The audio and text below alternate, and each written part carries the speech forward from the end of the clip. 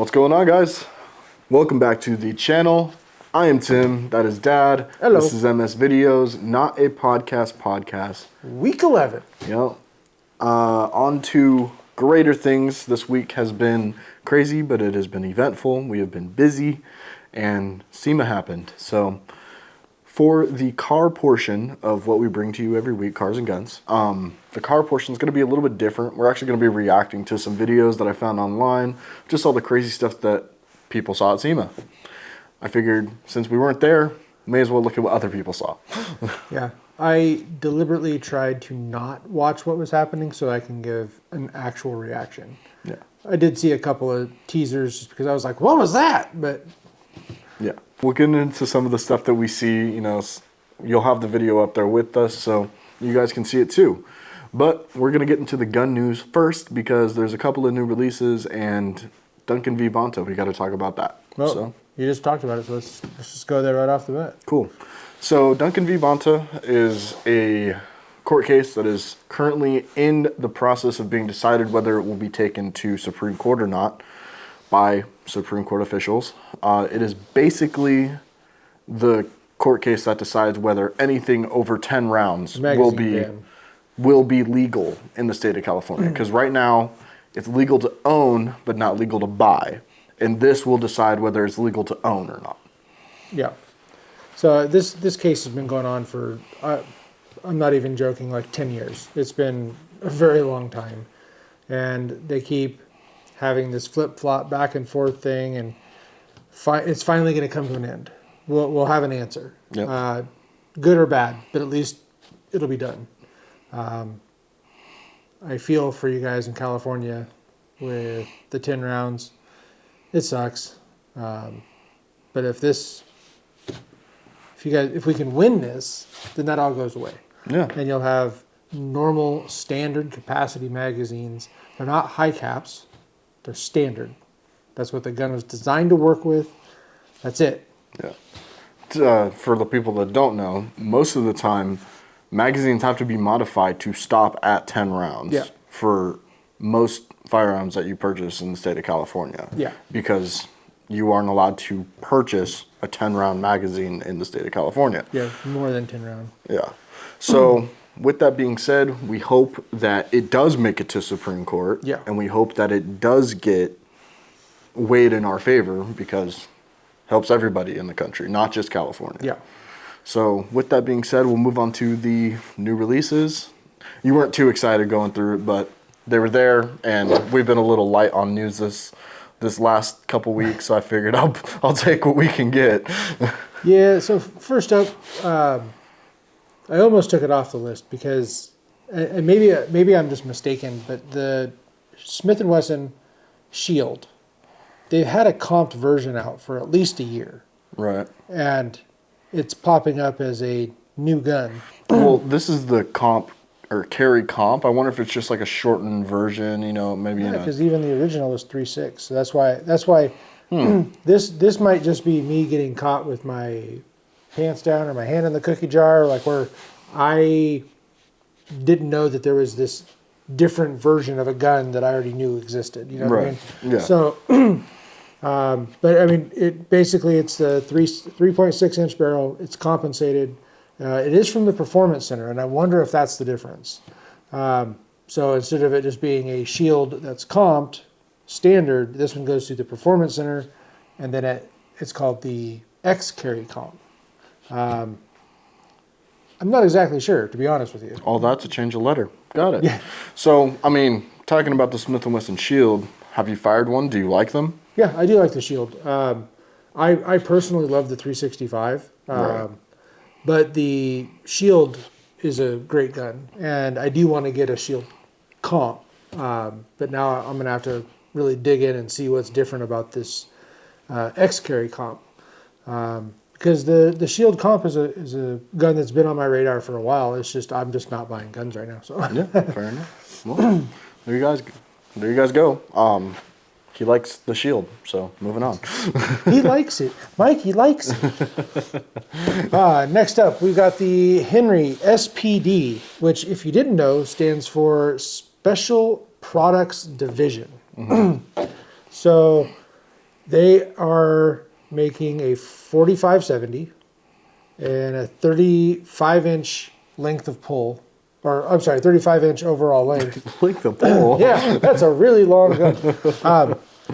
And it's coming in lightweight, though. Yeah. It's designed to be more of a run and gun, move around, be fast, light on your feet type of thing. So it's coming in at 6.7 pounds. Which is really light. Yeah, You know. I mean, 6 pounds is a pretty light rifle. I mean, you can get rifles that are lighter, but Yeah, I mean, even our lightweight rifle came in at what, 4.5, just about? yeah, the all carbon and titanium AR, yeah, that one's coming in at like 4 pounds, 13 ounces. Yeah. But that's with an optic. That's fully set up. So Announcement number 3 for this week. this was cool.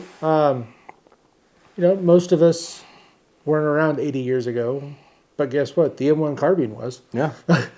Celebrating 80 years this week. And they're doing something cool. They're making it themed. We were talking about we were talking about a different gun that they themed for the Marines like 2 weeks ago for the 50th anniversary. I think it may have been the M4. But what was that? yeah, I don't remember the name, but they. No, but I remember it. Yeah, we remember. I going remember talking about it, and I was like, "That's cool. I like throwbacks." Yeah. Now I'm gonna have to go back and look at the old video. But yeah, so they're doing a similar thing here, except it's 80 years instead of 50. Yeah. And it's themed after the Iwo Jima War. Okay. So it's got some older type of what's it called? Camouflages and stuff involved with it. But they offer multiple different ones, but it's this 80th anniversary style celebratory M1 carbine. Leads us into another legacy item here that we're talking about. The SIG 516 isn't a new gun. It's a AR platform SIG that they've been making for a while. But this is a new version that they're making, which is just more customized, more modern. Yeah. It's called the Mohawk. So, for all the guys that like those cool names. it's similar to like a G36. Yeah. Like, it's just, it has those vibes big time. And it says it's based off of the G3. It's got new technology. One of the first things I saw is it had a side charging handle. And a rear charging handle. A rear charging handle. And the side charging handle is non-reciprocating. So I was like, well, that's pretty cool, because then you can charge it on the side or you can charge it in the back. But it's not going to be hitting your hand if you're shooting it. So I was like, well, that's cool. They did put steel reinforced parts in all the high wear spots so that they're serviceable and they last longer. It does come with the SIG flash hider compensator built in. And it comes with a matchlight duo curve trigger, which I don't know if I would like it or not, because I like flat triggers. But Yeah, well, I mean, it's a trigger. Yeah. You squeeze it, it goes bang. And it has a free-floating M-LOK handguard, which is cool. Yeah, I thought it looked really cool too. It did. And if if you compare it to, like you were saying, the G36C, it definitely has similar vibes to it. Yeah, there's definitely some vibes getting thrown down. Yeah, but the cool thing about the G36 was that the barrel was lower on the gun itself. It was designed to be lower, manufactured lower to reduce the amount of recoil on it, which is why it looks the way it does. Yeah. Because basically all of the handguard is above the barrel. But I think, that's everything on guns. So if you guys have any comments, questions, or concerns, hit the MS Videos hotline, aka the comment section. Yeah. And we'll come to you with some answers and maybe some questions of our own, because this is all about learning.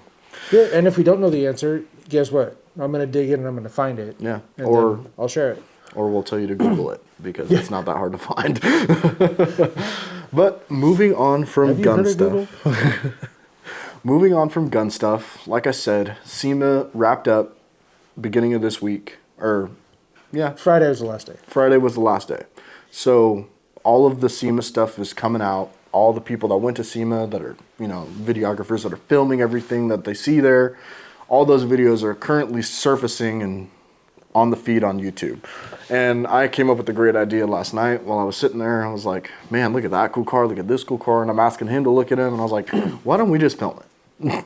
So there aren't any two major announcements coming out of SEMA. I haven't seen any like breaking news. Yeah, like Toyota didn't even have any concepts out. They only had stuff that we've already talked about. So I read that they had 7 concepts there. not on the display booth, only like panels. Huh. Yeah, there was no concept cars That's out crazy. at the Toyota booth, said by multiple people. Because I was watching videos. But for they had a like while. 12 race cars there. Yeah, they had a bunch of race cars. They had their new EV time attack car out, but no. Did you see that eye roll? Because Well, and I think the funniest thing about this new EV time attack car is it's a like mom car. It is an SUV, like through and through, like full size SUV, and they just slammed it on the ground, widened it by I think it was like 8 inches or something like that, and just threw a bunch of aero at it and said, "All right, we're gonna see how it does around a track." Now it does come in a 2-wheel drive or 4-wheel drive version, and they're using the 4-wheel drive version. Gets up to 60 in like 4 seconds, which, to be fair, compared to other EVs, that's kind of slow.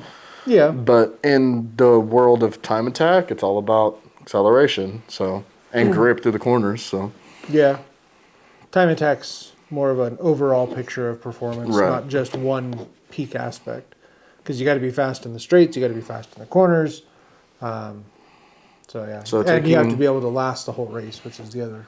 So taking Part a of that. soccer mom taking a soccer mom car and going, all right, let's put it on a track.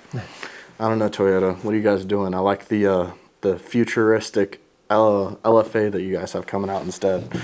But I don't know if we covered this, but I did see some news that they are parting ways with BMW for the Supra. yeah, I don't know if we talked about it or well, not. they're no longer making the Gen 5 Supra now. And Right, but they're bringing it back in supposedly 2026 with an their- in-house motor everything back to being Toyota. to be determined what they'll use, but Yeah. 2J. Well, I heard that they were going to keep it true to an inline 6. It would be cool to see an inline 6 in the Supra again, because then we don't have to deal with finicky BMW motors. But is the 2J revivable, do you think? Or is anything that they put out now capable of coming out of the 2J's shadow?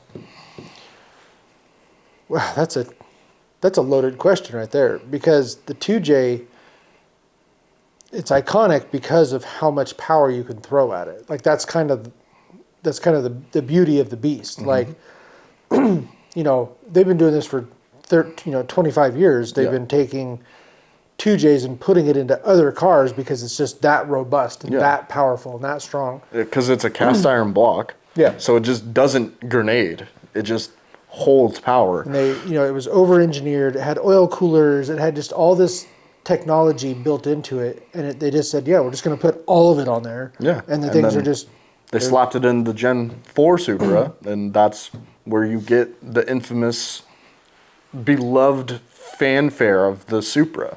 Like, granted, I like the Mark IIIs more, I think the Mark IIIs are cool. but Mark IIIs didn't have a 2J in it. No, So, but in Japan, I heard they had a 1J. not a 2J, though. No. But to car guys, 1Js are also just as cool. So, Yeah, 1Js are pretty dope. Yeah. Or you can make a 1.5J and just combine yeah, them. take the I think it's the block of a 1J and then the head of a 2J, right? Yeah, something like that. It's been a long time since I played around with the internal workings of a Toyota engine like that. Well, besides the beams, which is very similar in design. Yeah, it's just missing 2 cylinders. Yeah. And I don't know if you saw that, but it's It's nice and shiny because it's coming together, guys. yeah, I mean it's pretty much ready. I'm waiting on 2 gaskets, which are just these cam seals that go right here on the cam gears. They're just it's called a seal washer, and they're like $1. He Temu'd it. I ordered them from some Lexus dealer on the East Coast because they had them in stock. And Temu. it was $2.97 for And then the parts. $37 for shipping. No, it was like $8 for shipping. And so once I put those two seals on, I can torque these down, which is why the cam cover's not on, the valve cover's not on yet, because I have to use the wrench on the cam so I can torque these down. Yep.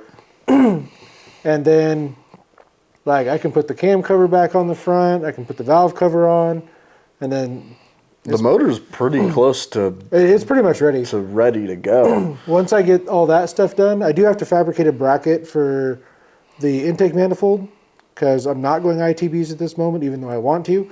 But I'm not, so I'm just going to make a bracket to support some of the weight of the intake manifold, because it's literally just hanging on by the mounting points up here. It's just a bunch of weight hanging off the side of the engine. yeah, because I went with the SQ Engineering slimline alternator mount, and it gets rid of that entire bracket that holds up the intake manifold. Yeah, the alternator bracket that originally comes on the motor has like this extra little arm that you bolt Yeah, the it's bottom like a of the... huge cradle. Yeah. And then the intake manifold has two rubber isolators and a bracket that comes and bolts together. Yeah. And so it triangulates everything and it makes it super strong, which is great. But If you remove that... you shave off, like, what did you say, like almost 4.5 kilograms of weight. Yeah, you're saving like 8 pounds. Yeah. Anyways, not to sidetrack onto the engine too much, but yeah, I mean, it's pretty much like done. Then we just slap the new clutch on, slap the transmission on, throw it in the car, and we call it a day. Well, I still There's have a to, lot of stuff in between that, but yeah, there's some work to be done, but we did flip the car around. I know we talked about it in the last one. Yep. And I started just cleaning up things and putting some WD-40 on those bolts that haven't been touched in 10 years. So, But yeah, yeah, so we're back. That updates you guys on gun stuff from the previous week. That updates you on what's going on with the beams for the Corolla. Progress is being made, we promise. Eventually, we're just going to film a video just talking about all the stuff that we've done, dedicated for the beams and the Corolla build project, because we want to show it all off too. So hopefully within the next week or so, before the next podcast, I hope to have at least something up talking about all the stuff that we've put back onto the motor. Yeah. But yeah, we're going to get into some of the reactions from SEMA. So I'm excited for this, because this will be the first time that I've watched SEMA without being there. So I know you've seen this one. Yeah. So this started in Australia. Uh-huh. It was tipping in. Yeah. Dude's in a wagon. Fire's rolling off the back. Like, at some point, you just have to say, I'm going to destroy I'm like literally going to destroy my car. Like, that much fire and everything. It's like... It's commitment. Yeah. It's commitment. You're like... to 30 seconds. Yeah. You're like, if it blows, if the car gets destroyed, whatever. Yeah. Full send. Yep. So, I mean, I respect the game. I don't play that game. There is a YouTuber that is known for full sending it. Weston Champlin. Yeah. If you watch his stuff, he literally breaks something in every single video he puts out. Because he blows his stuff up. But guess what? He commits to the bit. Yeah. So, you know, he gets the views too. This next clip, it's an F40. It looks like an F40. Rolling into the show. And it's probably my favorite Ferrari because I'm not a huge Ferrari guy. I just think they look so good. Like, who doesn't though, you know? Yeah. But yeah, this guy was freaking out. Oh, yeah. Yeah. Turboed. Man. Yeah. Here you go. What the fuck? 1, 2, 3, 4, 5, 6. I've tried counting. 14. There's like 15, 16 turbos on that thing. I've tried counting the number of turbos on that truck several times, and I lose track. But I mean, that's literally overkill just to be overkill. It was. I think the funniest part. So I didn't find a good clip of it, but on the back in the bed is like 40 train horns. Set up in the exact same way. It's just a tower of train horns. Yeah. But he was driving it through the SEMA cruise. So he's driving it through Vegas with that many turbos, you know. Did you see the massive blow-off valves just sticking off the side? You got to put them somewhere. Right? Well, that is clean. Chevy Nomad. That's really clean. Wow. Wait.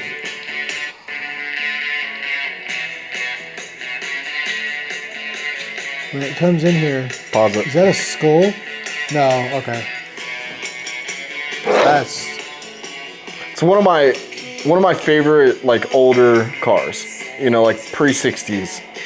What do we do with the audio? Because all this audio is coming through. I'll just turn it down. At SEMA, bar none. This is it.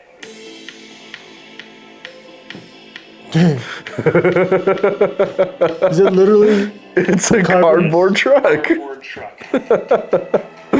Does it move? Does it like run, or is it I believe it's just cardboard.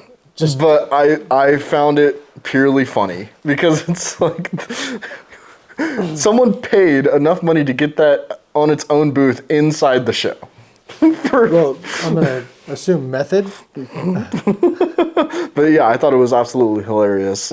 So those are all just random clips that I found on TikTok, YouTube Shorts, wherever. And this is from, I will put his name right here. Bizimoto. No, the YouTuber that I pulled this video from. He's very much a car guy. His whole channel is based around him going and filming for car guys.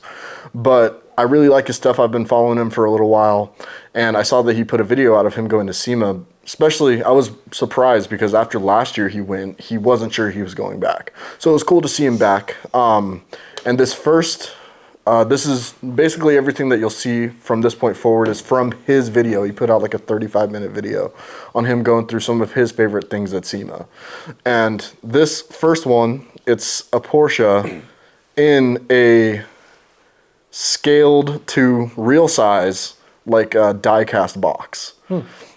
But yeah, you guys will see. This is Bizimoto's. I believe this was built by Bizimoto. It's a 935. If we back up, basically, That's cool. it's made to look. It like looks a die-cast model just like a Hot Wheels That box. is Yep. really cool. It's just So one of my favorite Porsches, actually. I think they're really cool. Yeah. And the way that their tail swoops out super long, designed, of course, that way on purpose to get as much arrow. as much arrow as possible. S14, you're gonna actually see another clip that I put in after this of a guy talking about it, but he says something that's pretty funny, and I'll pause it after the fact. But I think this is really clean S14. Oh yeah. With SEMA 2025 finally over and my feet slowly recovering, I just wanted to take the time to show you guys some of my personal favorite builds that I came across at the event. This right here is a 2JZ swapped S14 drift car with a massive single turbo and a hood exit exhaust. It also has a tasteful wide body kit, but the most impressive feature of all, it is all one color.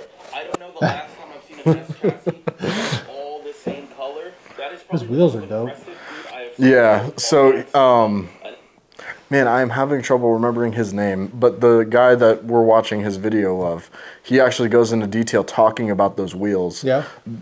They're from Volk, and they made them to try and replicate the wheels that were on the front cover of the Need for Speed Underground 2 video game. Oh, I had that video game. Yeah, so they made those wheels specifically trying to replicate a set of wheels that were in the game that are on the front cover. That's and cool. they did pretty close to spot on. Now, granted, the original wheels, they only came in one size. I think they came in like 18s back in 2002 or whatever, and they sell for a stupid amount of money. Not that Volks are probably going to be any cheaper, but S chassis with matching body panels. Is the 2JZ the best JDM motor? Beautiful ETA. Yeah. Check that out. Even if Arguably, yes. yeah. I know I said I was going to avoid trucks, but this one is I was super excited to talk about this one, and we'll go into detail a little Those are bit. definitely not Bronco taillights. This Yeah, it's is like a new a F-150. taillights. Oh, a Raptor, okay. It's SEMA, so you've got two giant subs. Yeah, look at that. More color. Beadlock It's like a full-on off-road truck with massive sound system. Bizimoto. Fit not with a Coyote, twin-turbo LS. I don't know about you, but this Raptor kit has me thinking two-door SUVs should make a comeback. Yeah. That's pretty dope. Yeah. So he goes into detail talking about some other things that are involved with the build, but the entire process of that truck coming to be is they took a modern Bronco, said we don't like anything that makes it look like a Bronco, so they put all the stuff from a Raptor onto a Bronco body and lifted it like 2 feet into the air, and they put a lot of work into that engine bay. You guys saw it. Yeah. But you know, twin turbo LS, 1,000 horsepower, full long travel suspension. You got full radio setups for off-roading. That's the way to go. That's a proper way to spend $100,000 Or more. Yeah. This next one, it's a bit of a longer clip, but I thought that the attention to detail on a replica of a Group 5 time period BMW race car, I thought it was really cool to see with some modern touches done to it. I believe so. And this is very clearly, I'm assuming it's not original because it's obviously highly modified. This is like IMSA. This is like what BMW would have been racing against Porsche, the 935 back in the day. You can tell because it's so boxy. Everything was so... Is it a replica or is it just an old race car? Because he said It's a replica of an old race car with modern touches and stuff done to it. Because I mean, I heard him say IMSA, which is the like touring car. Like, Yeah, no, it's a replica of that because those cars probably impossible to find still intact nowadays. But yeah, no, and you'll see some of the stuff that he's done to it, and I brought up a couple of them last night. I mean, it doesn't look like it flows, but it works so well. If I find out who built this, I will put the links in the description because I think this is my favorite car here so far. And functional, yeah, 100%. It's got Toyo R888s on it, and as you can tell, I mean, this is the real deal. This is a full-on, I'm assuming, oh yeah, there we go, BMW E21 Group 5. Yeah, there you go. I'm assuming it's a replica. It's got to be. That's incredible. You know, E21, E30, 935, such iconic cars. Got the cooling ducts they are. to cool you off in the cabin. Oh, there you go. Air jack. Oh, no way. You've got to be kidding me. I'm hoping that air jack system is functional. If that's functional, this is the most insane car. It's cool. It's like a white color, and then it's got this very subtle pink. I love that he says subtle as it's like popping off the car. right. It's like cotton candy pink. It's like That's what it looks like to me. At least the valve cover.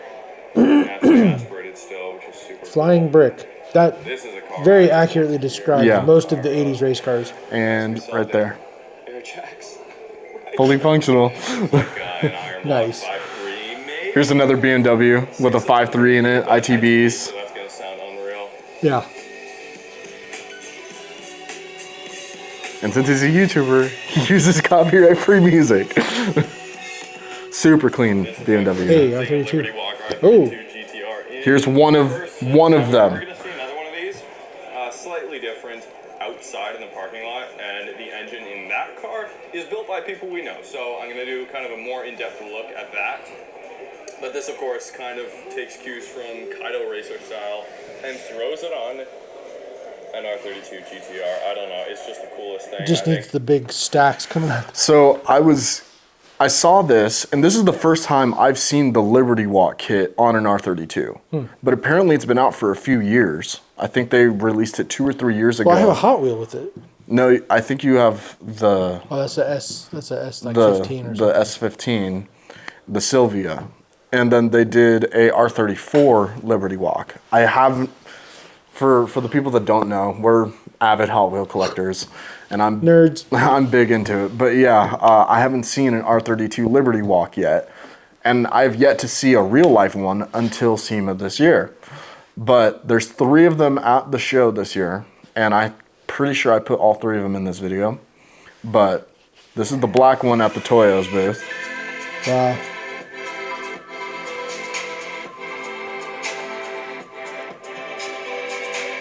Yeah. Yeah. Yeah. Here you go. Is that a Ferrari? Nope. Oh, that's a Viper engine. Look at what it's stuffed in. Nice. Find the V10 swapped S30. I mean, my question is, I just want to see the hood. Where's what hood? Yeah, what hood? This is the problem. And we're back. And this was built in what? Like 3 months? 3 months, I think I heard. It's just super clean. There's not a crazy amount going on, you know? That is a Subaru Brat, ladies and gentlemen. I believe this is going to be in the next Gymkhana with Travis Pastrana. I could be wrong on that, but apparently it's got a 9. So I was just telling him, I actually don't hate that Travis Pastrana is carrying on with the Gymkhana series. I don't think many people would, you know? No, but I mean, you know, it's just, you know, when somebody passes away, you know, and it's their baby, it's like, can anybody do it the way they did it? Well, Travis does. Yeah. He can. Yeah, definitely. And 1,500 RPM, Boxer 4 under the hood. I feel like we took a trip back in time. that one they're doing in Australia, right? Yeah. M-Spec. Here, back you up Under real the quick. hood. So I feel like we took a trip back in time. That's funny. SEMA 2002. Spinners. Spinners.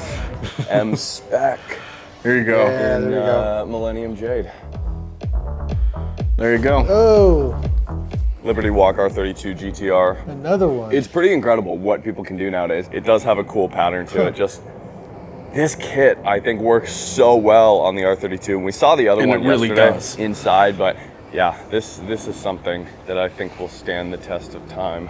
I don't really care about DeLoreans. Back to the Future, sure, cool. Nah, this one's for movie, you. cool series of movies. But if I'm correct, this one, yes, there it is.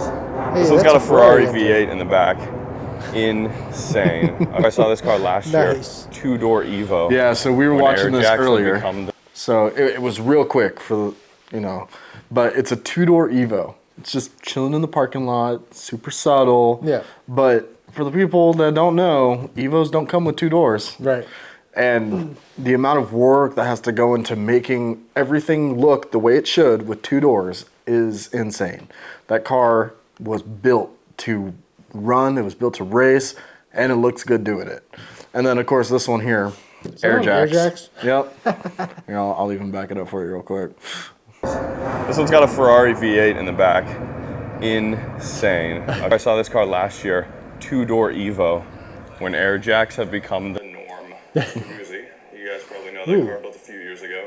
This is Sun Kang's latest car, Veilside 78. So Sun Kang actually drove this car from Los Angeles to Vegas. I know Larry Chen put out a video documenting that on his channel. I haven't watched it Cool, yet. that's so nice. There's no I'm genuinely excited to see this movie. Like, I think it's a really cool idea. And the fact that it's, you know, like, basically completely come to fruition because of Sun King, I think it's really cool. Yeah. And looking at the cars that they have in it, you know, it's a true JDM fanboy, Yeah. like, wet dream. Yeah, and I've worked with him a couple of times, on different projects, and he's genuinely a car guy. Like, Yeah. Right now, we are at the show. So, HWA 190. I lost my mind when I saw this thing. Cool. This color Yeah. is giving me a little bit of Millennium Jade vibe. Not quite. I love the middle. It's nice. Very true to the original. You just never see this. Yeah. Like out in public, you just never see it. These references. So when we talk about, you know, top 5 lists, Yeah. and I say the 190 Evo, Yeah. that's the car that I'm talking about. Yeah. Like that Mercedes looks so good to me. And of course it's boxy. Recreate the same Yeah. car and strip out a lot of weight. Not only that, it's got a Mercedes twin turbo V6 under the hood and a 6-speed manual. But for weight Nice. distribution, it does have a rear transaxle. Okay, this one's got the best There you display go. though.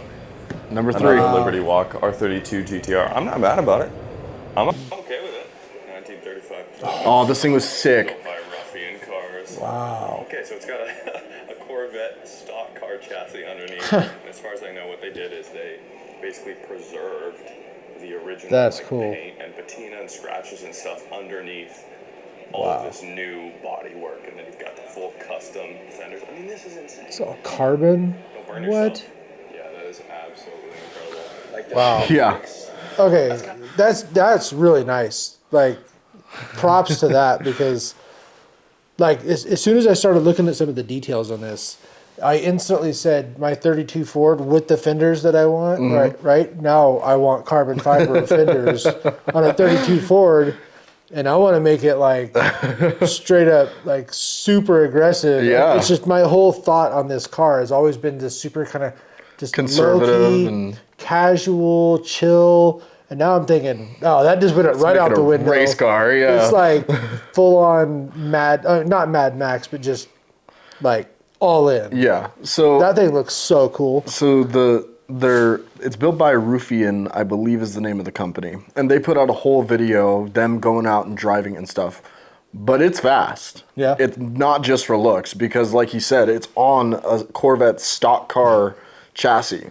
That's why I think it was like 2 feet wider than the standard the stock wheelbase of the car. So it has like period correct tires and stuff on it, and I think you might say it in this video. But look at how far back you're sitting in the car. Like, they gutted that interior, but kept it they're already good. gutted. Yeah. They're- Modern materials, modern tech, and like modern seats and everything like that with the old school engine and what looked to be period correct tires. This is cool. Yeah. Oh, there you go. There you go. Ooh. 8.6 with the Pandem wide body kit. How do you guys feel about the two-tone? Purple door, blue car. I'm for it. Yeah, I don't hate it. Center locks. They look So- like legit. One, we should do center locks. But two, No, I've used center locks. They suck. Not that. well, you don't want to grab a mallet. No, I just. It's not practical for daily use. Yeah, You know, that's fair. track only car, sure. Like, Yeah, get the wheels on and off quick. Yeah. But no, I pause it because when we first started working on the Corolla again, I wanted to do a Pandem wide body kit. I think they look really good. And you're like, no, we'll just do the fender flares. That's all we'll do. well, I like the subtlety of the fender flares. Yeah, no, Like- I agree with you. And especially after last night, we were looking at some Corollas, especially all in one color with the fender flares, the widened wheels that get that correct fitment on them. I think it looks great. And I'm glad that we're going that route.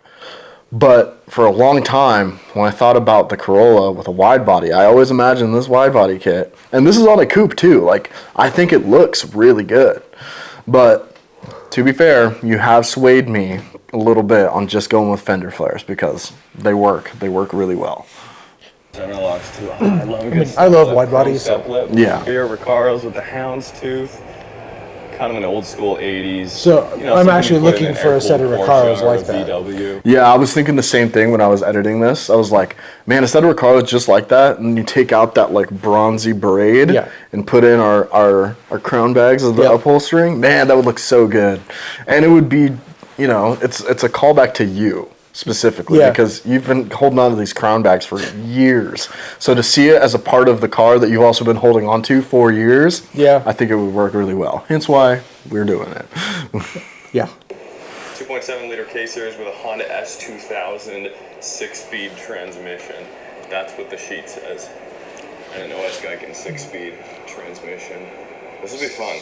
And 2.7 the turbo doesn't liter? look so big. I believe they took a K24 and bored it out Okay. because That's a lot of boring. Like, yeah, 0.3 through 4 cylinders. Yeah, you're taking out a bit of material, but they do Yeah. have really thick cylinder walls. Yeah. Like you couldn't have gotten away with that with the brick, you know, the block on a like a D series because the cylinder walls are so thin. You have to sleeve them. yeah. Especially the added displacement, 2.7 versus the factory 2 or 2.4, right? Oh, the Aston Martin. For a lot of people, this one stole the show. Absolutely What? gorgeous. The Ring Brothers Aston Martin Octavia, loosely based on a 1971 DBS, but clearly only a few parts remain. Yeah, it's making 800 horsepower from a supercharged Coyote. So I look at it and it looks like a Mustang. Yeah. But I guess you look up a 71 DBS and they look like this.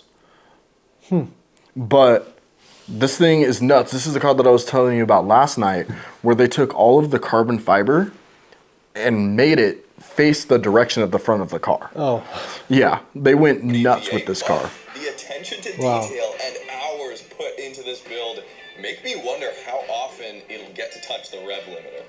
Either way, just stunning. This Wow. one, So I watched another interview with the guys that made this car, because this is Ring Brothers. right. They put so much detail into like little things, like the dipstick. When you pull it, because it's not like a traditional dipstick, it's like a string type thing. Okay. But at the end of it, there's a martini glass, and he says the car's shaken, not stirred. You know, and That's pretty good. some other things that they did to it, like I said, the carbon fiber all facing the same direction. I think that's nuts. And the fact, that's a lot of work. yeah. Well, I mean, Wow. it's a SEMA car. you Yeah. know. But yeah, the slogan for this car was they wanted elegant muscle, and They nailed it. I feel like they succeeded very much so. And I feel good right now. I feel like I'm firing on all cylinders.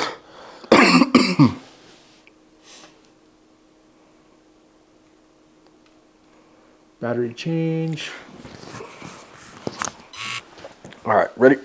Ready. Okay, so I'll Go. back it up 10 seconds. Yeah. And right where we left off. Skyline front end, and like an old school Sunny truck. That's cool. Side exit exhaust, full custom chassis, and as you guys can see, inboard cantilevered suspension. What? I think it's one of the coolest looking suspensions that you can set No, up. that's dope. Functional. You know, obviously these cars are truck slash.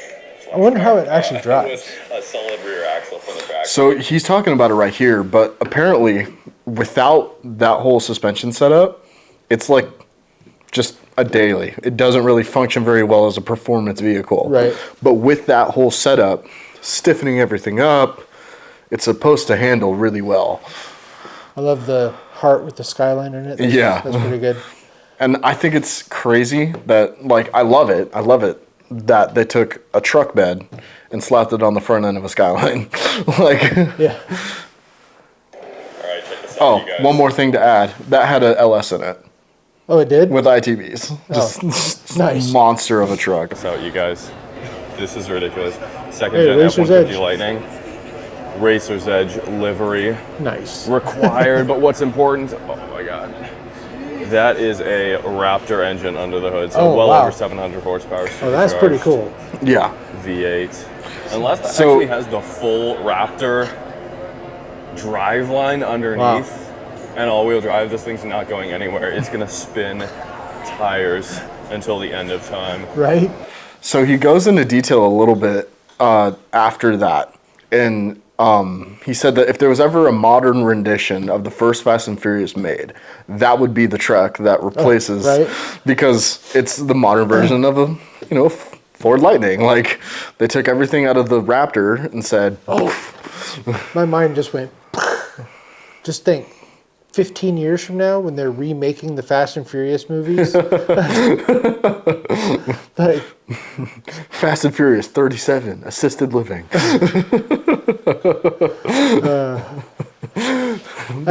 I've heard that joke somewhere. I don't even know where. I probably heard it watching one of these videos, but It's still funny. it's funny. But We're on that track right now. But yeah, this next one. is that a Ferrari in it? Yes, it is. What? What is going on here? I love that body style. This might be my favorite Japanese car at the show. Oh, just wait, It's it gets pretty better. close. I mean, the paint is definitely, At least for me. far from perfect. You can tell this car's been driven. I hope so. I mean, the main piece right here, Ferrari 360 V8, 3.6 liter V8 And then- in a GC8 chassis with He goes a replica to the back end. 22B wide body on here. And Yeah. if you look at the back, it's got It's a wagon. an Impreza rear end. That's crazy. All right. I want this in the middle, like Renault Clio kind of vibes, you know? Wow. I Do you know totally- what- Do you know what I loved about that? The reveal. Yeah. He never showed it until the end. Yeah. That was good. That was good. Props to that guy. Wherever he is, props. That was good. Yeah.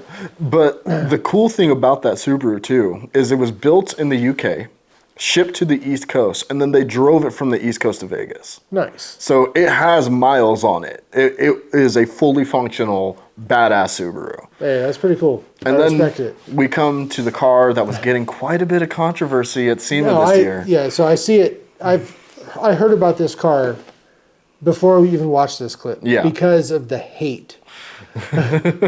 For you Toyota versus Nissan fans, you're going to get it in about 3 seconds. This is something I can get behind. Okay, this is something I can get behind. RB26 in a Supra? Let me know Better what you than guys the think. B58. B58 or RB26? I think the answer is very clear. Potentially less reliable, but that's cool. Yeah, look at the freaking bead locks on that thing, too. Yeah. Like, that thing is meant to go fast, but you're going to run out of oil before you hit the end of the quarter mile.